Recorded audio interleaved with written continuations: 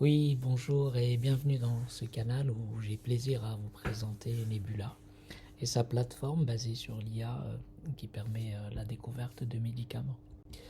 Alors, évidemment, lorsque vous entendez parler d'IA et de découverte de médicaments, vous pensez immédiatement AlphaFold et sa capacité, grâce à l'ensemble des données qu'il prend en compte, de prédire avec une grande précision la structure de la plupart des cibles thérapeutiques. Néanmoins, ce qu'il faut savoir aujourd'hui, c'est 80% des cibles impliquées dans une maladie sont considérées comme indrogables, c'est-à-dire elles ne sont pas adressées par l'industrie pharmaceutique, et ceci principalement parce que elles présentent des surfaces un peu trop lisses, avec pas nécessairement des poches où peuvent se lier des médicaments. Alors, nous avons développé au cours des 5 dernières années une technique qui est basée sur des algorithmes d'IA générative qui répond précisément à cette question. Alors, en se basant sur de la physique principalement, nous déterminons grâce à cette technique la dynamique de n'importe quelle cible thérapeutique. Alors, cette technologie nous permet aujourd'hui de découvrir des conformations qui deviennent, elles, drogables. Alors, non seulement ça, mais en plus, la population de ces conformations, les transitions entre celles-ci et prédire les effets de mutations génétiques. Alors, la population est un élément assez important quand même de cette découverte, puisque vous voyez bien que si on a plusieurs conformations, on va pouvoir s'attarder sur celles qui sont les plus probables, avec des durées de vie assez longues, de façon à qu'on puisse augmenter nos chances de trouver des médicaments, des candidats médicaments. Alors, notre technologie de base exclusive et qui est fondée sur la physique présente plusieurs avantages clés et permet aujourd'hui à Nebula de se démarquer par rapport à la concurrence par sa proposition de valeur qui est vraiment unique. En effet, nous n'avons pas besoin de données préalables.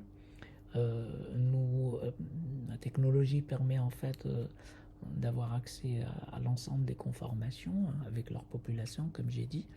Et évidemment, nous sommes beaucoup plus, euh, disons, exhaustifs, et non seulement exhaustifs, mais au point de vue coût, beaucoup plus raisonnable que des techniques expérimentales qui sont plus coûteuses.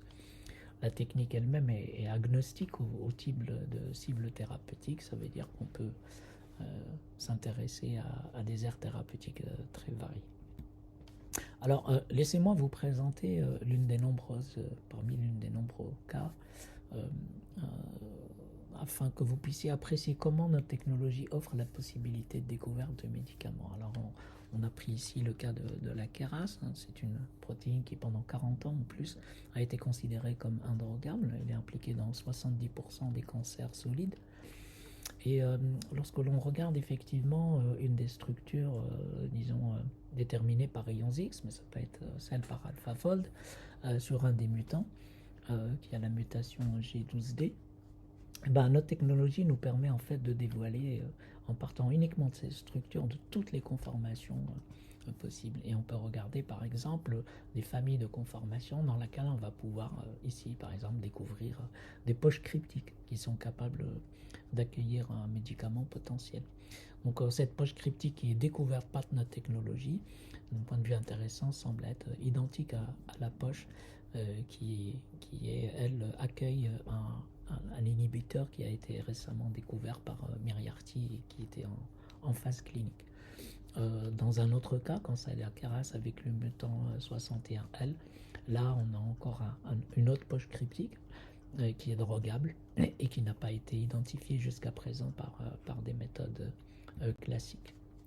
Alors, aujourd'hui, outre cette technologie de base qui nous permet de classer et d'hierarchiser les sites médicamenteux, nous avons développé plusieurs briques technologiques euh, afin d'enrichir notre plateforme, ce qui nous permet en fait de passer de cibles aux candidats potentiels qui représentent des profils optimisés. Alors, bien évidemment, nos preuves de concept se limitent aujourd'hui aux petites molécules, mais nous déployons et nous déploierons la plateforme pour d'autres modalités, comme par exemple les protax ou les moléculaires glue. Alors bonjour, moi je m'appelle Mounir Tarek, je suis le cofondateur et président de Nebula.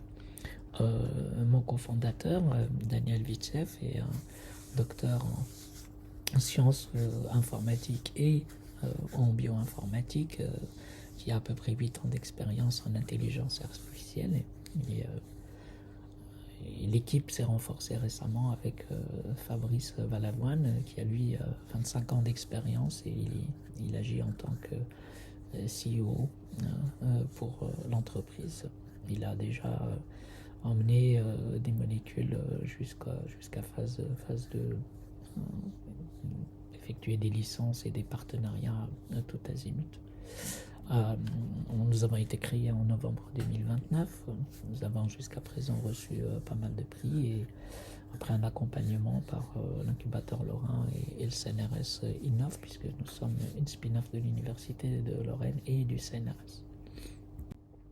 Alors, grâce à des partenariats stratégiques, Nebula offre en tant que Tech Bio des services de recherche et développement à ses partenaires en tant que co-développeurs dans leur programme de découverte de médicaments.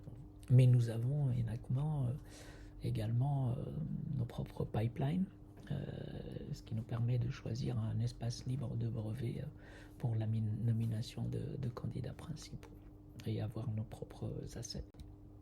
Alors aujourd'hui, nous cherchons à accélérer notre développement et étendre notre réseau en accédant à la fois aux entreprises pharma, aux investisseurs les plus grands dans les marchés mondiaux.